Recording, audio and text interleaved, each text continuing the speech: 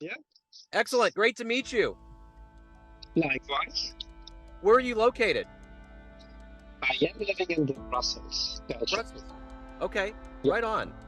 Well, hey, before we get into your life and what you do, I want to know, how have you survived COVID? How have you gotten through that time period? quite well, I would say.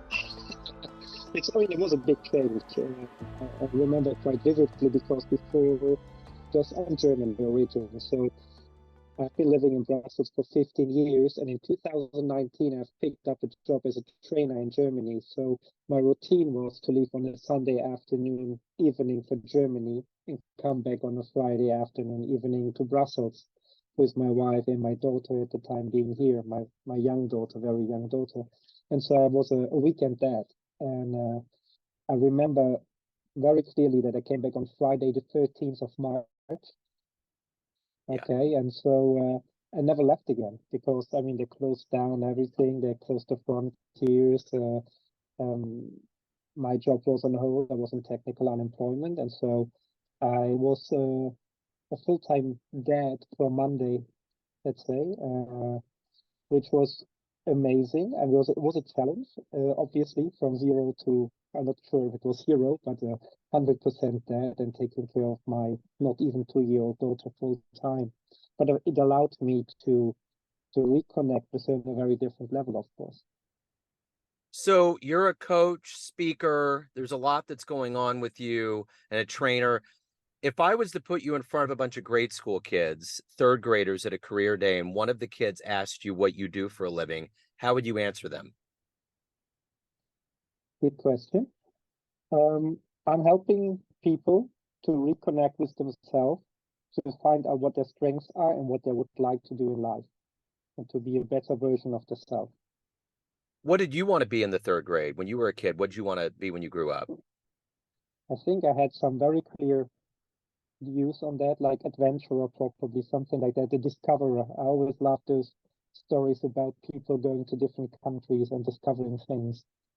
Excellent. Let's go back to your childhood. Where were you born and raised, and how did these seeds get in you to be highly motivated to help others and to impart your wisdom onto others? Yeah. Well, as I said, I'm originally from Germany. I'm from Cologne, Germany, which is taking the third biggest city in Germany. Um, and well, I grew up in a very standard kind of family, but I've always had this interest for languages, for different cultures, for people. When we started to travel with my parents, I was always fascinated. Here in Europe, everything is so close, you know. For example, Brussels is 2 hours by car from my hometown. It's a different country. You can cross Belgium in 2 hours and you're in France. And so everything is relatively close. So if you go on holiday, you very easily at the time could hear Dutch or French or Spanish speaking people. And that was always fascinating for me. And so there was one part, so this international part in me that I was very interested in. And then on the other hand, I was always fascinated by people. I always asked myself, why some people are self-confident by, it seems, nature. You know, they just seem to irradiate it. You know, there's a self-confident, they come across, they're successful in whatever measures you want to take this. And others seem to struggle with those kind of things. And what is the difference? And so this kind of difference in psychology and handling certain situations and having different views on life always fascinated me. So let me ask you this. Who's been kind of a role model or hero for you in your life?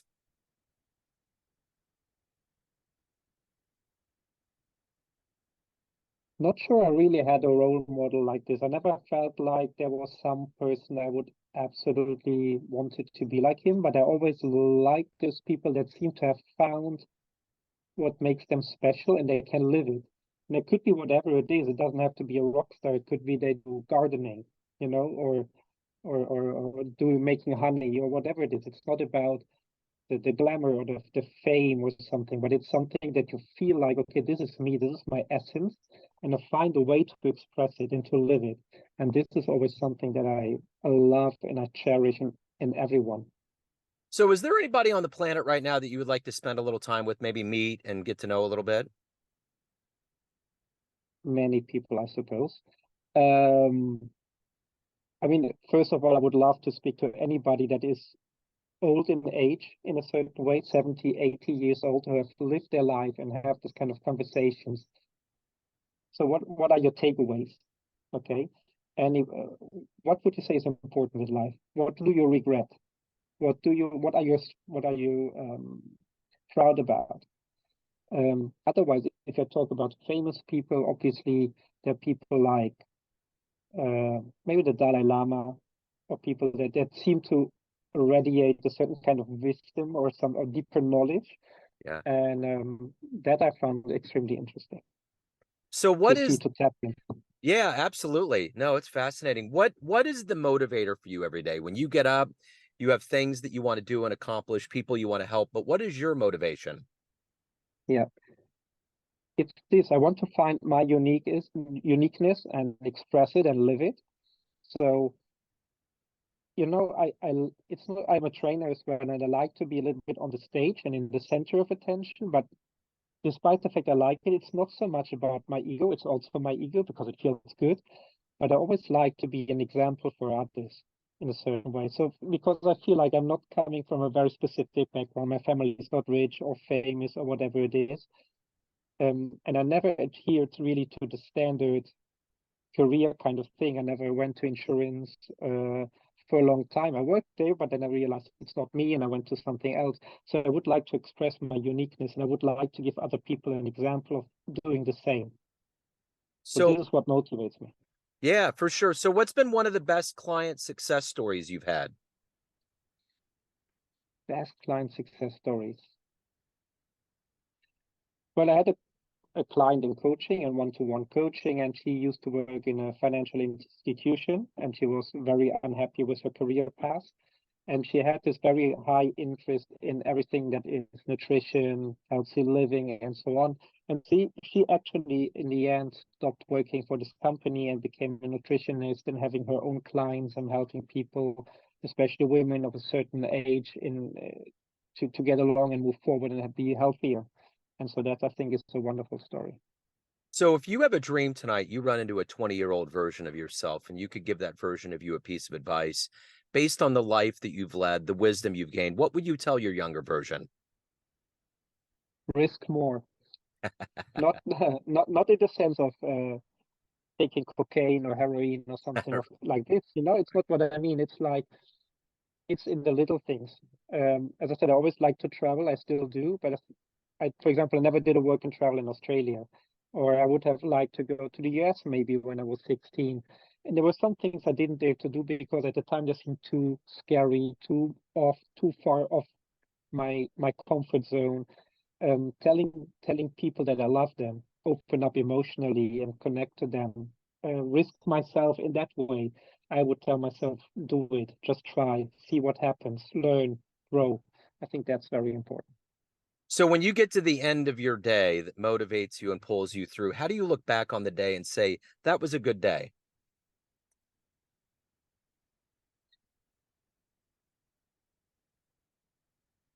I feel like that's a good question. How do I do this? I have no journaling. It's not something that I take notes of.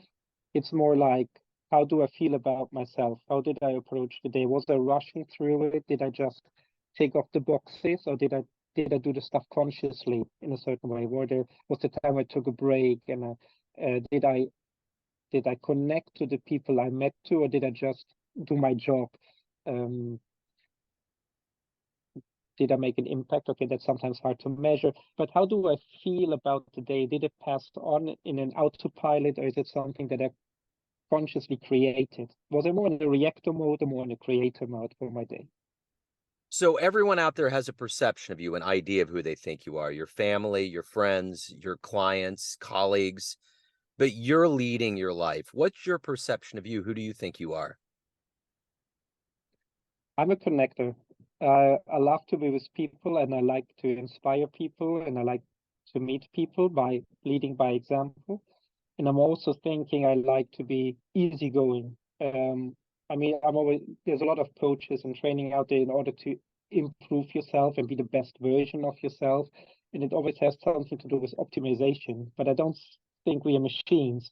for me, the best version of yourself doesn't mean you do something 24/7 all the time and you do 4-hour work week and a 1-hour workout and you're busy all the time, because we're no machines. I think the best version of yourself is the one that allows you to be yourself, your authentic self, in whatever respect, with regards to your family, with regards to your job, these kind of things. So if anyone wants to hire you, learn more about you, anything pertaining to your world, where's the best place for them to go? LinkedIn, profile on LinkedIn, Sascha Siegmund. Well, it's a German name, I hope people can find it. And then my website called ikigaicoaching.eu. What a refreshing interview. You have such a grounded way. It's like if people really listen to this and read between the lines, you may have just explained the meaning of life. I'm not sure, but if I'm helpful, I'm very happy. Yeah, I like it, man. I love your vibe. It's great, man. Thank you for opening up. Thanks for taking time out. Best of luck with everything. You're doing great work. Thank you very much, Joe. Take care. All Thank the you. best. You too. See you later. Bye. Bye-bye.